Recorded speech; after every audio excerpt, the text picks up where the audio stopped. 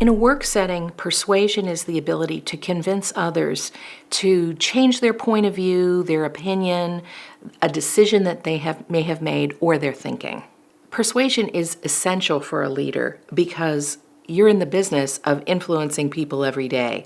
If you have not mastered the gift of persuasion, you're going to have trouble getting your managers to get things done. Some of the characteristics that are important for leaders who persuade effectively are their ability to understand other people's perspectives.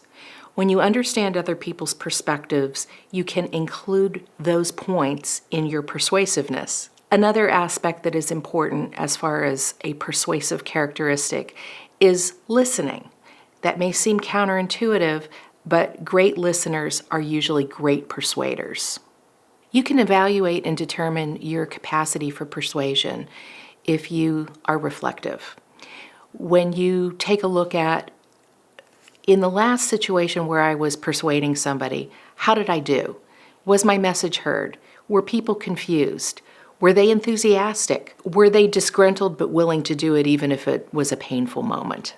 Other ways that you can determine your capacity for persuasion include use an assessment. You can take something like our Trimetrics HD as a way to evaluate your persuasive skills and to learn how you can get better. There are a few ways that leaders can improve their persuasion skills. The first one I'll mention is the ability to be the change. When you're persuading your people to make a particular change, you need to be in the role and doing what you ask them to do.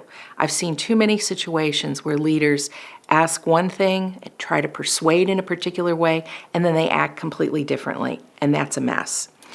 Another thing is to take the time ahead of time before asking something persuasive, especially if it involves a change of some sort, to really think about the message, think about the audience, and how they can use their interpersonal skills to match their message to the people in the audience. To remember that not everybody is going to agree with you, and that because everybody doesn't agree with you doesn't mean that you're wrong. So you don't have to be thinking that you get consensus every time you are persuading your people to do a certain thing.